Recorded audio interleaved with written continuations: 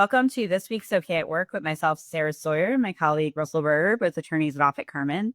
And today we are talking about non-disparagement as it relates to exiting employees. So it's a term that folks might hear a lot in the context of separation agreements and just in general when we're talking about how we communicate about other people and the risks associated with that. It's something to always be considering in those contexts, because a lot of times both an employee and a company might have motives to want to make sure that no one's talking about each other if they're ending maybe on less than desirable terms, or even when you're ending on desirable terms, there might be an interest on both sides to not want the other to say things about each other in the negative light. So what are some things that employers should be considering when it relates to non-disparagement, Russell?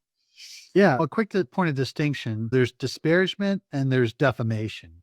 And disparagement basically means saying something bad about somebody, whereas defamation means saying something untrue about somebody. And that's an important distinction because if you don't do anything at all, the law doesn't prevent people from saying or writing or expressing negative thoughts or negative opinions about somebody, or even truthful facts that are negative for somebody. But what the law does prohibit is defamation, which is falsehoods, injurious falsehoods, as we would say in law school, about somebody. That's what's prohibited as a baseline starting point. So, someone could say, this company stinks. I don't like it. I don't like their, none of that. That's might be disparaging, but it's not inherently defamatory.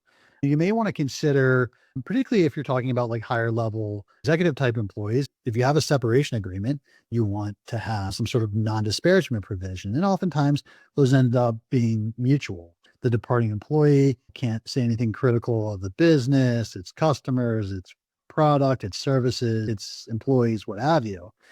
And in return, the business can't do the same thing to the employee. Now, when you do that, you've got to be conscious of the fact that if you have a business with 200 employees, you can't be responsible for 200 employees and what they may or may not say.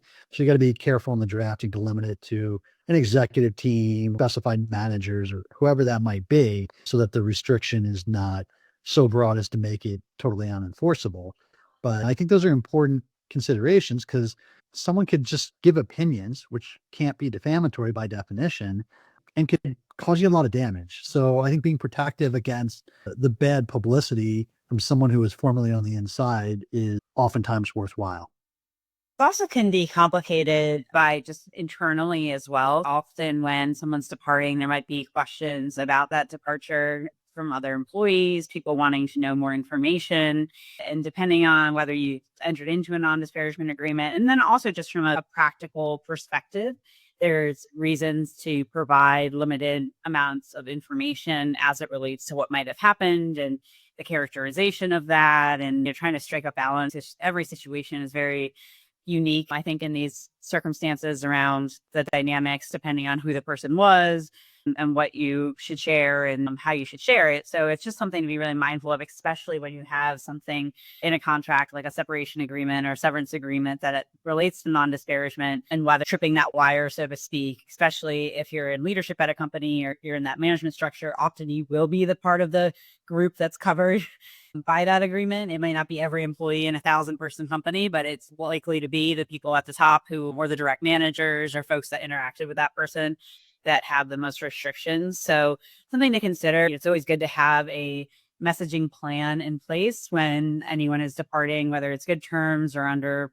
bad terms or somewhere in between, something more neutral or whatever it might be, just to figure out that change management plan and how to handle that and be mindful of that both when signing the agreement and then after signing an agreement or agreeing to some types of non-disparagement terms as well.